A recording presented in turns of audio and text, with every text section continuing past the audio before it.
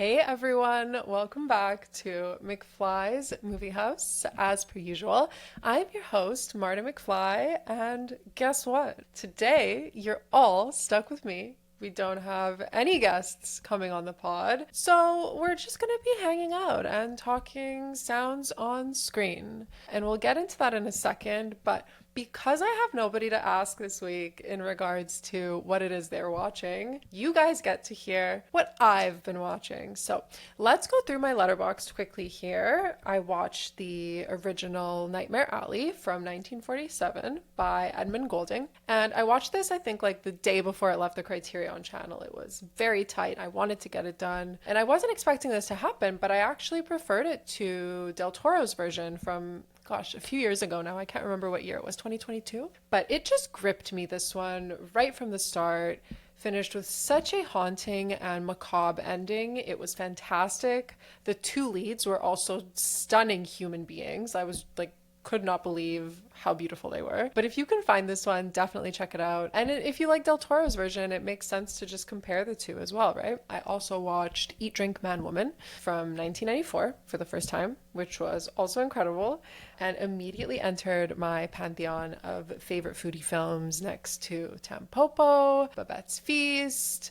This is a movie that do not watch. Don't you dare watch without having a plate of food in front of you. Trust me. I'm going to have to do an episode on this film. There's so much to talk about, especially with the food.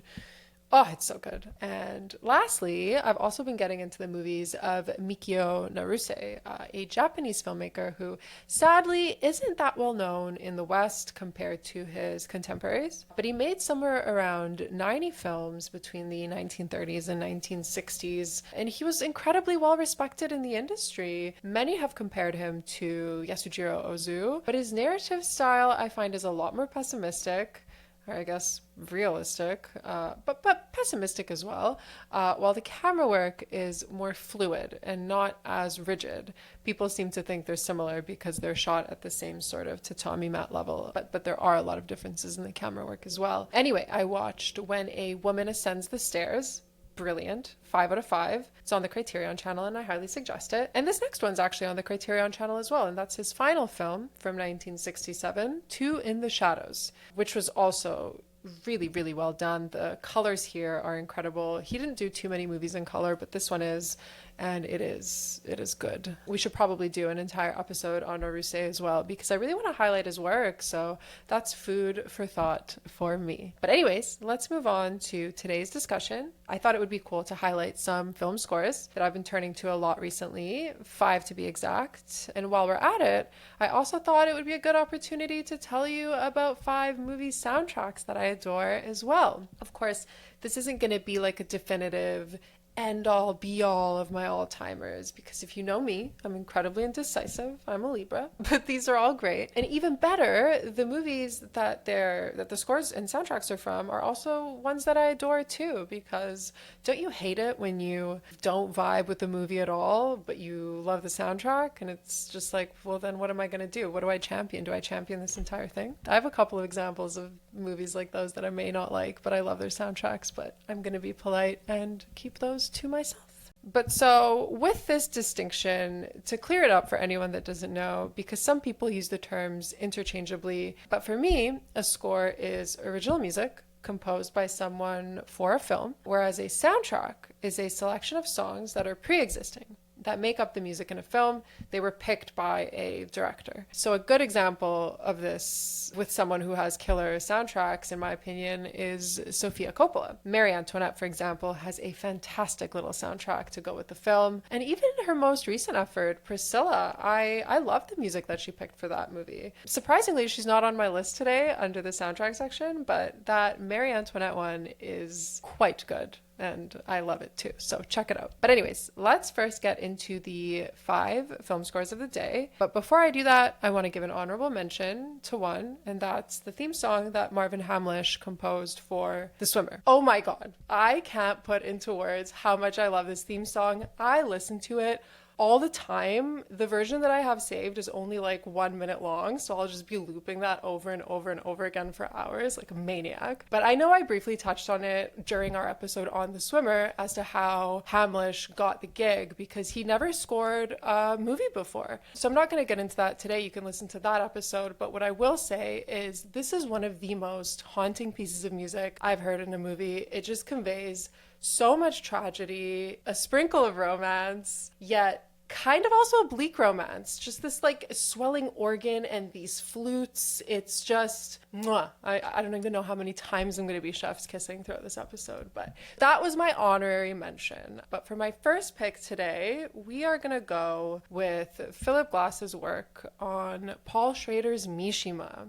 This is such a lush and decadent score. Truly. The movie, Mishima, and I can do a whole episode on this if someone wants, because there's a lot to talk about, but the movie is a biopic on the famous Japanese author and poet Yukio Mishima. And the film takes us into the final day of Mishima's life, but then we also travel back in time to learn about his earlier years. And then we also get retellings of events from 3 different novels of his. And so those novels are The Temple of the Golden Pavilion, Kyoko's House, and Runaway Horses. And so the reason I'm saying all of this is because there are 3 different visual styles in the film to differentiate what we're watching. And to mirror that, Philip Glass's score does the same. So for the black and white autobiographical segments, we get a string quartet.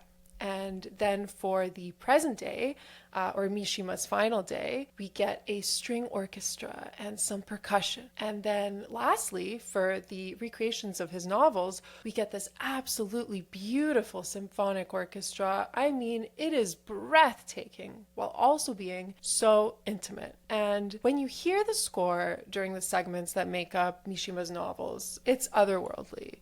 It truly sounds otherworldly. Eiko Ishioka, who was originally a graphic designer, she designed the sets that make up these segments, and they're all these little stages that were built, and those in themselves feel like they come from dreams. So there's this really beautiful symbiotic element to them, and Glass's score itself, I think it's just wonderful that Ishioka's work influenced Glass's. There's actually a phenomenal documentary on the Criterion channel. I believe it's titled Making Mishima, and it's only 45 minutes long, but you get to listen to Philip Glass talk about how this score came to be. We also get other background information on the movie with other key players like Ishioka and the cinematographer John Bailey. But anyway, those are my thoughts on the score for Paul Schrader's Mishima. But also, as I'm sure I'm going to say for all of the movies on this list, just watch the film itself.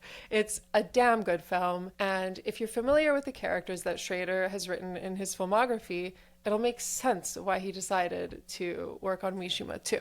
So next up, we're going to do something completely different tonally, and that's Edward Artemyev's work for Andrei Tarkovsky's Stalker. Now, you must be wondering, what even was the score in Tarkovsky's Stalker? It's not going to be this wildly memorable thing like with what Glass did with Mishima, but this is very understated. It uses a blend of synthesizers and traditional instruments, but then it also incorporates sounds from the movie. And a lot of these natural sounds you may think are from the production itself, but they were actually created using Artemyev's synthesizer. And there's this wonderful book that I own. I highly suggest picking it up. It's by Tobias Pontera called Andrei Tarkovsky's Sounding Cinema. And it really explains what sounds and music meant to Tarkovsky in his movies. For him, he believed that music carried just as equal importance to visuals. And just as always, he claimed that people should feel his movies and not analyze them. He believed that scores and sounds helped boost any sort of emotions that he wanted his audiences to feel. And I just think that's so beautiful. For the theme of Stalker itself, it's very light, very otherworldly. And Tarkovsky, he was interested in Zen Buddhism, for those of you that don't know. So he wanted the theme to carry this sort of Eastern cultural influence. And he elaborated on this a bit more once. He said, "Compare Eastern and Western music. The West is forever shouting, "This is me, look at me, listen to my suffering, my loving." In the Eastern tradition, they never utter a word about themselves. The person is totally absorbed into God, nature, time, finding himself in anything, discovering everything in himself. Think of Taoist music. And that's precisely why I love this score so much, because it really does feel like floating you along through nature's elements. I listen to this score all the time when I just need to like tune everything else out, focus on my writing or my work. It's really great for that. Also, Stalker as a movie itself. Come on, do I really need to say that everyone should watch that at least once? But next up, we're going to get into something a bit more fun and light, and that's Nino Rota's work on Fellini's La Dolce Vita. And for this one, I honestly could have picked anything by Rota. He was such a highly acclaimed composer, to say the least. He scored the first two installments of the Godfather trilogy. He did more stuff with Fellini, of course, such as La Strada and 8½, for example. He just did so much. And I think he scored something like over 150 movies, so we could be talking for hours about that resume. But anyway, I'm not so sure why the score for La Dolce Vita has such an impact on me, but it just does. It's just the way that it breathes life into the streets of Rome. It perfectly captures them when they're empty, but also transforms them from this lonely solitude to a world of just luxury and hedonism. It can sound epic at times, but then you also get these like jazzy little trumpets, twinkling little piano. It's just sleek, sometimes comes across as nonchalant, and it's just perfect at conveying that good life, or, I mean, to put it better, La Dolce Vita. And that said, Rota also knows when to add a hint of melancholy when needed too. He just captures this duality of life, of joy, of sadness, of all of that so well. And this is just one example of, I guess, the harmonious and beautiful professional pairing between Fellini and Rota. They worked together for over 2 decades, had so much love for one another, and an understanding above all of what they were trying to make together. And when Rota passed away in 1979, Fellini's niece shared that Fellini called her, and he said, "Nino has died. Without him, I feel more lonely, but not lost, because Nino, with his music, left me the best of him. And if my films will continue to live a life of their own and touch people, it is because in their music, it'll be possible to listen to the voice and kindness of Nino." My heart. I think the first time I read that, like my tears started welling up a little bit. That's so beautiful. And La Dolce Vita has the sort of score that I can listen to whenever, even when I'm just running errands and I just want to feel like the main character. It just has this effect on you. It's so easygoing and just perfect for so many situations. So yeah, those are my thoughts on that. And we are just cruising along in this episode. How are we all feeling? I'm honestly loving this so far. If you want more of these solo episodes, just holler. I can do different roundups of different things, just so much. But so what's next? I really wanted to include a score by the late, great, legendary Ryuichi Sakamoto. I think he was such a legend in the industry. He's one of those artists that we rarely get in the world, just able to express any sort of emotion that he wants to evoke. It's really something else. He scored many films, from Merry Christmas, Mr. Lawrence, which also has an incredible score, by the way, to Bertolucci's The Last Emperor. But for today, I decided to pick one that I just keep going back to constantly, and that's Koreeda's Monster from 2023. I think this also has partially something to do with the fact that I have my own connection to the film. I saw it at a film festival, VIF, months before it got its wider release, and the theater was beyond packed. beyond belief. And at the end of the movie, it flashes across the screen that it was dedicated to Sakamoto. And just the audience leapt up, erupted in the loudest applause. It was so special and so deserving for Sakamoto's legacy, I guess. He passed away on March 28th, 2023. And when he decided to do the music for Monster, this film, he was struggling with cancer. So he told Koreeda he just didn't have the strength to do an entire film score, but he made 2 piano pieces. And then he also gave Koreeda songs from his 2023 album, 12, along with some older ones too. But for the songs used for the movie, I was reading that Sakamoto, or for the songs made for the movie, I was reading that Sakamoto was thinking about the themes of this drama and how it concerns itself with who is the real monster. That's the story. And so he initially wondered how to convey that through his music. And the result you hear is delicate. It almost floats you along, almost as if you're wondering yourself, who is the monster? Posing questions. And long notes are held, kind of suspended in this like lingering hesitation that we as viewers feel when we're watching the film. It's just very moving. I highly suggest listening to it. I love it. Also, if you haven't seen Monster yet, definitely check it out. I'm a huge fan of Koreeda's work, and this was just such a fantastic addition to his filmography, in my opinion. All right, guys. So, the last one for the score portion of the episode, and I decided to give you a little double whammy. As all of you know, or as most of you know, from the Jacques Demy episode, I'm a huge fan of his movies, duh, which means I'm also a fan of Michel Legrand, who scored the 2 films that I want to quickly touch on, and those are The Young Girls of Rochefort and The Umbrellas of Cherbourg. Now, much like Rota and Sakamoto, I think that Legrand is one of those just composing titans in the industry. He obviously worked with Demy. He also worked with Demy's wife, Agnes Varda, Jean-Luc Godard, Clint Eastwood, Louis Malle. I think he also even did the final movie by Orson Welles. Like, this guy has just done it all. So to briefly highlight the movies I mentioned earlier, and I don't want to get too into them because we literally just covered them in a previous episode, but let's do The Umbrellas of Cherbourg first. So for starters, it's important to know that this entire movie is sung, all of it. So that obviously means for this movie's 91-minute runtime, there's music the entire time, and that's the music by Michel Legrand.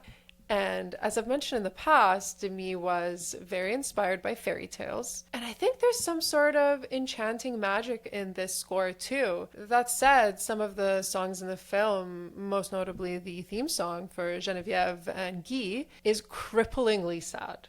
I am not even kidding. It is so ridiculously gut-wrenching. I get emotional just thinking about it. Obviously, as those of you who watch the film, you know why that theme song for our leads is so sad. But that's just one example of how the score is so clever, because it reflects all the emotions in the film so well. So when our 2 leads are romantic, long notes are held.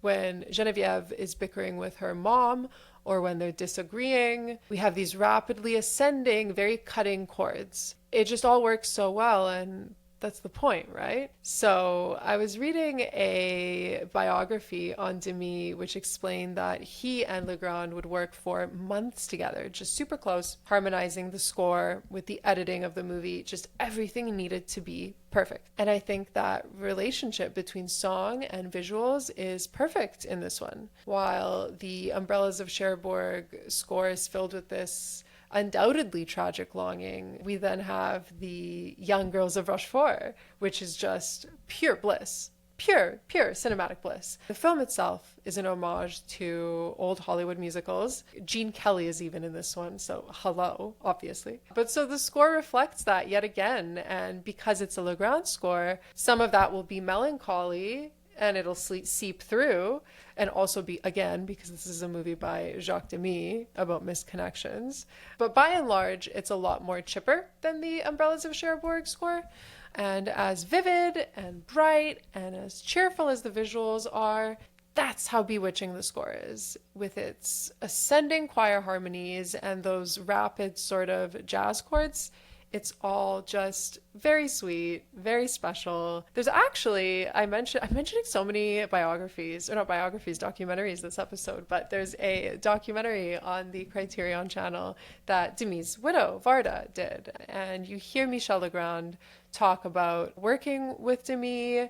I think they did something like between 10 to 12 projects together. And The Young Girls of Rochefort is their, quote, most joyous memory and collaboration. The doc itself also covers what the movie means to the people of Rochefort and the legacy of that. And that's why I think everybody should watch it. It's just a very special film. The joy it brought to the people of that town, it's just infectious. And after you watch it, you appreciate that score so much more. I actually also own it on vinyl somewhere, but yeah, that's a good one. So we now have our 5 film scores, and the next portion of the episode we're gonna blitz through a bit quicker since it's soundtracks, right? So there aren't gonna be too many behind the scenes stories because these were just songs that were picked, like I said earlier. So let's dive straight into it. What I will say is that this list could be an endless list when it comes to movie soundtracks. So again, much like the scores, I just pick stuff that I've been listening to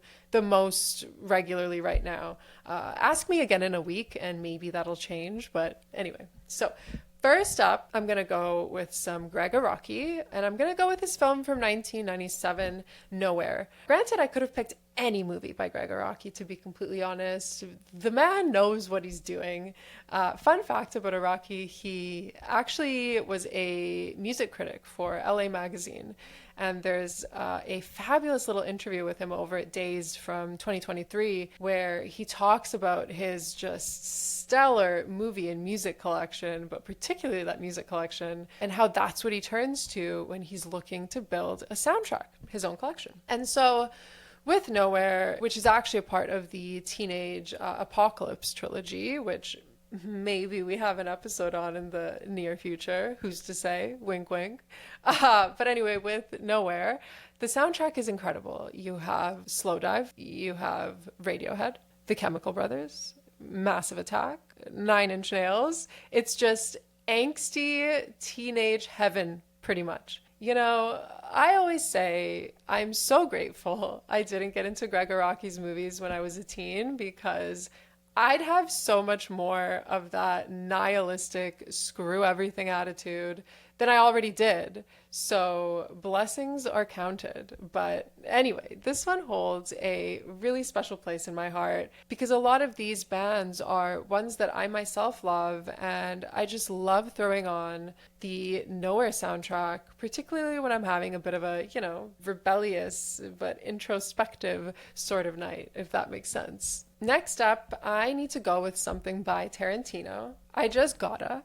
As some of you know, I always say that Tarantino is just such a gateway into cult, classic, and obscure cinema.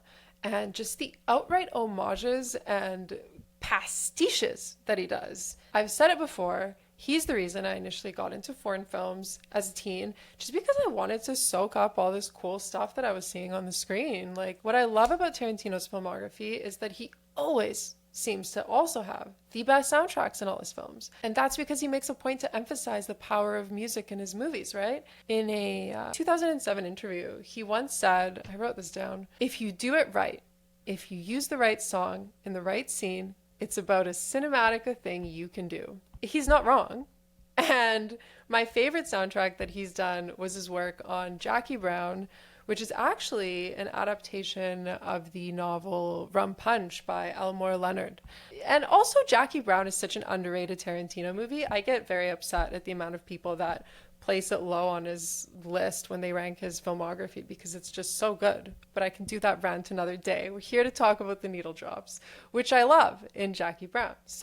So many of them are just soulful classics. You get Bobby Womack, the Delphonics, Minnie Riperton, Randy Crawford, the Brothers Johnson. There's just so much, so on and so forth. And with Jackie Brown, Tarantino wanted to pay homage to the blaxploitation genre. And he did this obviously by casting Pam Grier, who was an icon in the genre. She was in the films like Foxy Brown and Coffee, but he also did this with his song selection too. So for example, Bobby Womack's Across 110th Street is also the name of a blaxploitation movie from 1972. Also love that song, by the way. One of my favorite scenes from Jackie Brown is where Jackie goes to speak to Max and they listen to the Delphonics. Didn't I Blow Your Mind This Time is the song title. And they bond over the song and the band. And it's a really wonderful scene where they're actually talking about the music that's playing. It's a very intimate scene. It's one of my favorite dialogue scenes in Tarantino's filmography. But let's keep moving along. So next up, I have an entry from David Lynch. And one soundtrack I love listening to, kind of similar to Gregoraki, which I'll explain, but it's the Lost Highway soundtrack. And like I said, similar to the Gregoraki soundtrack for Nowhere, this is what I listen to when I'm feeling out of sorts. I need a catharsis. I will turn to this. You get Trent Reznor, Nine Inch Nails again, the Smashing Pumpkins, even Rammstein is there. Hell, even this stuff by Angelo Badalamenti, who Lynch has worked with so many times, notably his work on Twin Peaks, but even that stuff puts you in a dark place of introspection. And Lost Highway is a soundtrack that I won't listen to regularly, or as regularly as, I mean, God, if I was listening to that regularly, I wouldn't be in a good place. But when the timing is right, it hits. It's dark, it's haunting, it gets weird at times. It's exactly the sort of thing you would expect out of a Lynch film. And yeah, this is getting a little bit dark, so I'm gonna pull ourselves out of this little depressing music hole and go for something a bit more romantic, a little bit sexy, you know? Something that just doesn't plunge you into a pit of doom. So I wanted to include a movie soundtrack by Wong Kar-wai. He's one of my favorite filmmakers, as many of you know. He just makes these swooning love stories that leave you so breathless because they suck you into this magical world. And much like Tarantino, I think he also believes in the concept of music playing just as an important role to the images on screen because his song selection is so powerful at evoking exactly what it wants you to feel. It's crystal clear. So for my Wong Kar-wai pick, I was torn between Chungking Express and In the Mood for Love, but I decided to go for In the Mood for Love solely because it contains one song that I literally looped to death last year. I think it was #1 on like my Spotify Wrapped of songs most listened to. And just in general, I love this soundtrack more. But for a movie about unrequited love, the music is so perfect at conveying that. And obviously, the song that I'm talking about with my Spotify is the song that we hear repeated throughout the movie, and that's Yumeji's theme by Shigeru, oh God, I'm going to butcher this, Umbebayashi. Actually, that was pretty good. Shigeru Umbebayashi. And that to me is the ultimate representation of longing, of pining for someone. The strings you hear are just drenched in sadness. I'm not even kidding. Listen to it yourself. It's devastating. And I should also mention, because I love any moment I have to plug this filmmaker, but Yumeji's theme, of course, comes from the movie Yumeji by one of my favorite Japanese filmmakers, Seijon Suzuki. There may be an episode on that as well. Who knows? So there you go. But yeah, this score is great. We get many jazzy little romantic numbers by Nat King Cole as well. There's just so much to enjoy here, especially if you're, you know, like I said, feeling a little bit romantic, but I guess also kind of sad again. Damn, what is up with me today? But last one, and then we're done for the day. It was hard to pick a final one, but this is one that I've been listening to quite a bit recently. You know what? And it's actually upbeat too. And that's Party Girl, directed by Daisy von Schurlermeyer. I came across this movie completely by accident. It was on the Criterion channel in 2023. And I threw it on thinking, I don't know, it's a fun little comedy set in New York in the 90s. I love Parker Posey. She's the lead here. I saw stills and the costume design. It was all just electric. And that's why I checked it out. And lo and behold, for a movie about a reformed party girl turned librarian, the score rips, like truly. And it makes a lot of sense because a lot of the movie takes place in clubs. There's a character, her roommate, that's a DJ. So the soundtrack genuinely just sounds like a relic from the 1990s club scene, which is what makes it so cool. You have the Wolfgang Press, the Tom Tom Club, Run DMC, D Light, Pal Joey. I mean, it's just overflowing with the sort of music you'd want to be playing if you ever hosted a rager house party in the 90s. I love this movie so much. It's fun. It's a film that focuses on the music. The music is the heart of the movie. And there's actually a super funny scene where Parker Posey's character, she's finally getting the hand at the whole librarian thing, and she organizes her roommate's vinyl collection using the Dewey Decimal System, which, to be honest, is pretty genius and kind of makes me want to do the same thing. So there you go, my friends. That's 5 scores, 5 soundtracks, and that's all I have time for today. I really enjoyed this chat. I'm probably going to go power clean my apartment or organize my record collection to the Dewey Decimal System while listening to the Party Girl soundtrack. So I'm going to go do that. But if any of you want a continuation on this series, just holler at me online. Like I said, scores and soundtracks are just what I adore listening to. So we can keep this up forever and ever. I love you all. Bye, bye, bye, bye, bye.